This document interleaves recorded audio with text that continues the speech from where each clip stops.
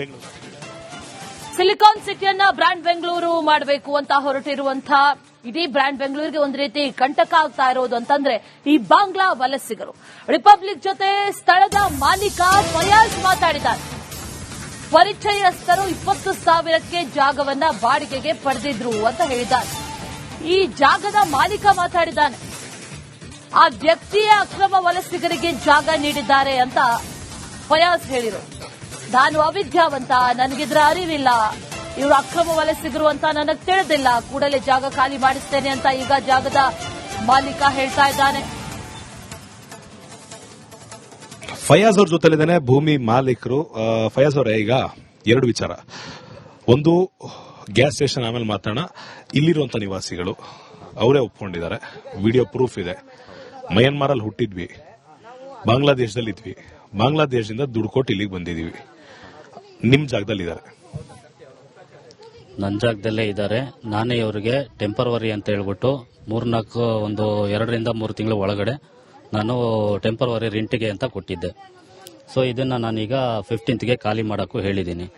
ಈ ಮಧ್ಯದಲ್ಲಿ ಇವ್ರದ್ದು ಬೇರೆ ಏನ್ ಗಲಾಟೆ ಆಗಿದೆ, ಇನ್ನೊಂದಾಗಿದೆ, ನನಗೇನು ಇದ್ರ ಬಗ್ಗೆ ಗಲಾಟೆ ಏನಾಗಿಲ್ಲ. ಒಂದು ಕಾನೂನು ಈಗ ನಿಮಗೂ ಗೊತ್ತಿದೆ, ಎಲ್ರಿಗೂ ಗೊತ್ತಿರುವಂತದ್ದು. ಬಾಂಗ್ಲಾದೇಶದಿಂದ ಅಕ್ರಮವಾಗಿ ನಿವಾಸಿಗಳು ಬೆಂಗಳೂರಲ್ಲಿ ಇದ್ದಾರೆ, ಕಳೆದ ಅನೇಕ ವರ್ಷಗಳಿಂದ ಇದ್ದಾರೆ. ಒಂದಿಷ್ಟು ಇನ್ಫಿಲ್ಟ್ರೇಷನ್ ಅಂತ ಏನ್ ಹೇಳ್ತೀವಿ, ನುಸುಳುಕೋರರು ಅಂತ ಏನ್ ಹೇಳ್ತೀವಿ, ಆ ನುಸುಳುಕೋರರು ಇಲ್ಲಿದ್ದಾರೆ.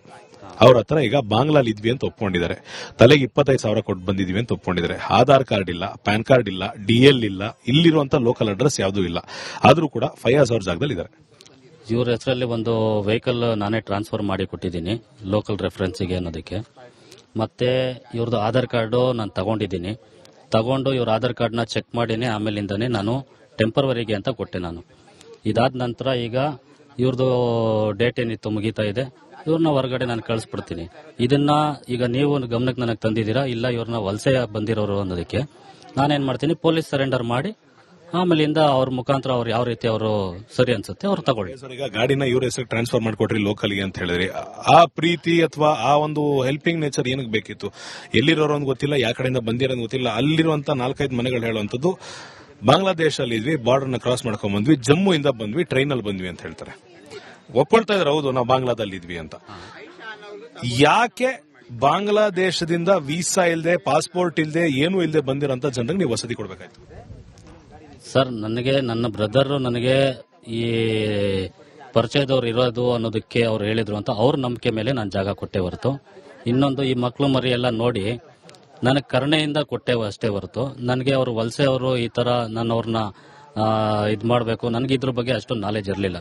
ನಾನು ಮಾಮೂಲಿ ಒಬ್ಬ ರೈತ, ನನಗೆ ಅದ್ರ ಬಗ್ಗೆ ಅಷ್ಟೊಂದು ನಾಲೆಜ್ ಇರಲಿಲ್ಲ. ನಾನೀಗ ನೋಡಿ ಕೋಳಿ ಫಾರಮ್ನ ನಾನು ಮಾಡ್ತಾ ಇದ್ದೀನಿ, ನಾಟಿ ಕೋಳಿಗೆ ಸಾಕಾಣಿಕೆಗೆ ಅಂತ ಹೇಳ್ಬಿಟ್ಟು, ಕೋಳಿ ಫಾರಂಗೆ ಅಂತ ಹೇಳ್ಬಿಟ್ಟು ಈ ಜಾಗ ಎಲ್ಲ ಕ್ಲೀನ್ ಮಾಡಿಸ್ತೆ ನಾನು ರೀಸೆಂಟ್ ಆಗಿ 3-4 ತಿಂಗಳ ಹಿಂದೆ. 2 ವರ್ಷದಿಂದ ಇದ್ದೀನಿ ಅಂತ ಹೇಳ್ತಾರೆ ಸರ್. 2 ವರ್ಷ ಹಿಂದೆಗಡೆ ಲ್ಯಾಂಡ್ ಮ್ಯಾಪಲ್ಲಿ ಚೆಕ್ ಮಾಡಿ ಸರ್ ಯಾವ ತರ ಇತ್ತು ಅನ್ನೋದಕ್ಕೆ. ಎಷ್ಟು ತಿಂಗಳಿಂದ ಇದೆ ನಿಮ್ಮ ಪ್ರಕಾರ? ನನ್ನ ಪ್ರಕಾರ ಒಂದು 3-4 ತಿಂಗಳು ಮ್ಯಾಕ್ಸ್ ಟು ಮ್ಯಾಕ್ಸ್ ಒಂದು ಅಂದಾಜಿಗೆ ಹೇಳಿದ್ರೇನು. ಅದಕ್ಕೆ ಮುಂಚೆ ಈ ಜಾಗ ಹೆಂಗಿತ್ತು ಅಂತ ನೀವು ಲೊಕೇಶನ್ ಅಲ್ಲಿ ಚೆಕ್ ಮಾಡಿ ಬೇಕಾದ್ರೆ ಮ್ಯಾಪಲ್ಲಿ ತೆಗೆದು.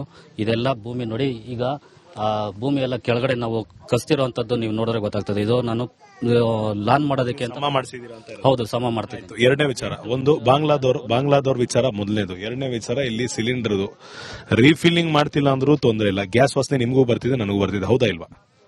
ಸರ್, ಗ್ಯಾಸ್ ವಾಸನೆ ಅಲ್ಲ ಸರ್, ಅದು ಇದ್ರ ಒಳಗಡೆ ಸಿಲಿಂಡರ್ ಇವರು ಈ ಪೇಂಟ್ ಮಾಡಿ ಕೊಡುವಂತದ್ದು ಇರೋದ್ರಿಂದ ವಾಲ್ ಬಿಚ್ಚಿದಾಗ ಅದ್ರಲ್ಲಿ ಸಣ್ಣ ಪುಟ್ಟ ಇರೋದು ಸ್ಮೆಲ್ ಬರ್ಬೋದು ಅಷ್ಟೇ ಹೊರತು ಗ್ಯಾಸ್ ಇರಲ್ಲ ಅದ್ರಲ್ಲಿ. ಪರ್ಮಿಷನ್ ಇದೆಯಾ ಸರ್? ಪರ್ಮಿಷನ್ ನನ್ನ ಹತ್ರನೂ ಇಲ್ಲ. ಇವ್ರಿಗೂ ನಾನು ಅದೇ ರೀತಿನೇ ಟೆಂಪರವರಿನೇ ಕೊಟ್ಬಿಡಿರೋಂಥದ್ದು. ಇದನ್ನ ನಾನು ಟೋಟಲ್ ಆಗಿ ಸ್ಟಾಪ್ ಮಾಡ್ತೀನಿ. ನಮ್ಮ ಗಮನ ಎರಡು ವಿಚಾರ ಫಯಾಜ್ ಅವರೇ, ಎರಡು ವಿಚಾರ. ಒಂದು, ಜೀವಕ್ಕೆ ತೊಂದರೆ ಆಗುವಂತದ್ದು ಗ್ಯಾಸ್ ಅಲ್ಲಿ ಇಟ್ಟಿದ್ದೀರಾ. ಇನ್ನೊಂದು, ದೇಶದ ಭದ್ರತೆ ವಿಚಾರದಲ್ಲಿ ನೀವು ಲೂಪ್ ಹೋಲ್ ಮಾಡಿಕೊಟ್ಟಿದ್ದೀರಾ ಅಂತ ನಿಮ್ಗೆ ಅನಿಸ್ತಾ ಇದೆಯಲ್ವಾ? ಈಗ ನಾನು ನಿಮ್ಮ ಹತ್ರ ಮಾತಾಡಿದ್ಮೇಲೆ ನಿಮ್ಗೆ ಅನಿಸ್ತಾ ಇದೆಯಾ ಇಲ್ವಾ? ದೇಶಕ್ಕೆ ಭದ್ರತೆಗೆ ಸಮಸ್ಯೆ ಆಗುವಂತ ಕೆಲಸವನ್ನ ನಾನು ಒಂದು ಅನ್ಎಜುಕೇಟೆಡ್ ಆದ್ರಿಂದ ನನಗೆ ಇದ್ರ ಬಗ್ಗೆ ತಿಳುವಳಿಕೆ ಇಲ್ದಿರೋದಕ್ಕೆ ನಾನು ತಪ್ಪಾಗಿದೆ, ನಾನು ಇದಕ್ಕೆ ಸರಿಪಡಿಸ್ಕೋತೀನಿ. ಈಗ ಸರಿಪಡಿಸೋದು ಅಂದ್ರೆ, ಇಲ್ಲಿ ಅಕ್ರಮವಾಗಿ ಬಾಂಗ್ಲಾದಿಂದ ಅವ್ರು ಹೇಳ್ದಂಗೆ 25,000 ರೂಪಾಯಿ ತಲೆ ಕೊಟ್ಟು ಬಂದಿದ್ದಾರೆ. ಆ ಮನೆಯಲ್ಲಿರೋರು 1 ಲಕ್ಷ ರೂಪಾಯಿ ಕೊಟ್ಟು ಬಂದಿದ್ದಾರೆ. ಏನಕ್ಕೆ? ಜೀವನ ನಡೆಸಬೇಕು ಅಂತ ಹೇಳ್ತಾರೆ. 1 ಲಕ್ಷ ರೂಪಾಯಿ ಎಲ್ಲಿ ಕೊಟ್ಟು ಬಂದಿರ, ತಿಂಗಳಿಗೆ 4,000 ರೂಪಾಯಿ ಬಾಡಿಗೆ ಅಂತ ಹೇಳ್ತಿದ್ದಾರೆ. ಈ 4,000 ರೂಪಾಯಿಗೋಸ್ಕರ ಆಸೆ ಬಿದ್ದು ಕೊಟ್ರ ಅಥವಾ ಗೊತ್ತಿಲ್ಲದೆ ಕೊಟ್ರ? ಯಾವ್ದು ಕೊಟ್ಟಿಲ್ಲ ಸರ್. ನನ್ನ ಹತ್ರ ಕೊಟ್ಟಿರೋದು 20,000 ಅಡ್ವಾನ್ಸ್.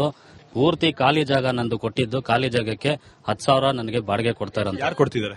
10,000 ನನಗೆ ಐಷಾ ಅನ್ನೋರು ಕೊಡ್ತಾ ಇರೋದು. ಐಷಾ ಯಾರು? ಐಶಾನ್ ಅವರು ಈ ಜಾಗದಕ್ಕೆ ನನಗೆ ಬಾಡಿಗೆಗೆ ತಗೊಂಡಿದ್ದವರೇ ಅವರು. ಈಗ ಆಯಿಷಾ ಅವರು ಬಾಡಿಗೆ ತಗೊಂಡು ಇಲ್ಲಿಗೆ 10,000 ಬಾಡಿಗೆ ಕೊಡ್ತಾ ಇರೋದು ಪೂರ್ತಿ ಜಾಗಕ್ಕೆ. ಅವರು ಅವ್ರವ್ರ ಹತ್ರ ಏನೇನು ವಸೂಲಿ ಮಾಡ್ತಾ ಇದಾರೆ ನನಗೆ ಅದ್ರ ಬಗ್ಗೆ ಗಮನ ಇಲ್ಕಿಲ್ಲ.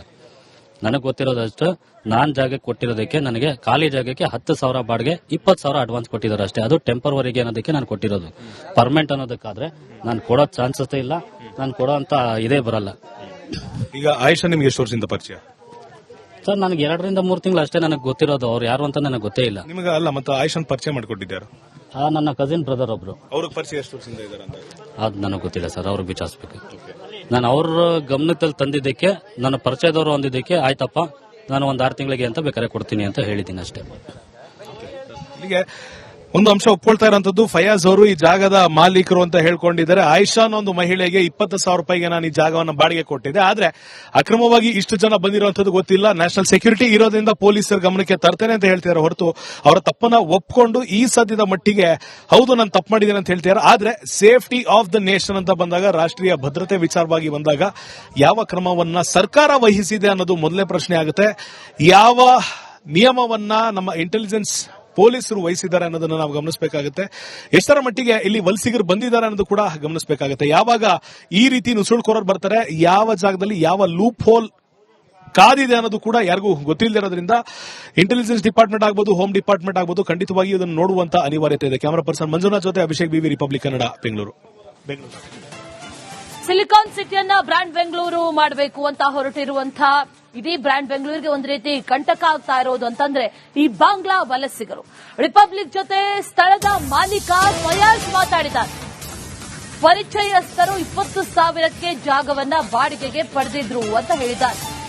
ಈ ಜಾಗದ ಮಾಲೀಕ ಮಾತಾಡಿದ್ದಾನೆ. ಆ ವ್ಯಕ್ತಿಯೇ ಅಕ್ರಮ ವಲಸಿಗರಿಗೆ ಜಾಗ ನೀಡಿದ್ದಾರೆ ಅಂತ ಫಯಾಜ್ ಹೇಳಿದರು.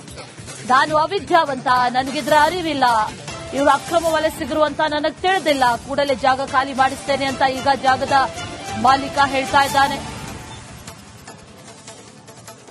ಫಯಾಜ್ ಅವ್ರ ಜೊತೆಲಿದ್ದಾನೆ ಭೂಮಿ ಮಾಲೀಕರು.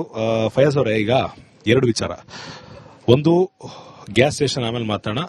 ಇಲ್ಲಿರುವಂತ ನಿವಾಸಿಗಳು ಅವರೇ ಒಪ್ಕೊಂಡಿದ್ದಾರೆ, ವಿಡಿಯೋ ಪ್ರೂಫ್ ಇದೆ. ಮಯನ್ಮಾರಲ್ಲಿ ಹುಟ್ಟಿದ್ವಿ, ಬಾಂಗ್ಲಾದೇಶದಲ್ಲಿ ಇದ್ವಿ, ಬಾಂಗ್ಲಾದೇಶದಿಂದ ದುಡ್ಡು ಕೊಟ್ಟು ಇಲ್ಲಿಗೆ ಬಂದಿದೀವಿ. ನಿಮ್ ಜಾಗದಲ್ಲಿ ಇದ್ದಾರೆ? ನನ್ನ ಜಾಗದಲ್ಲೇ ಇದ್ದಾರೆ.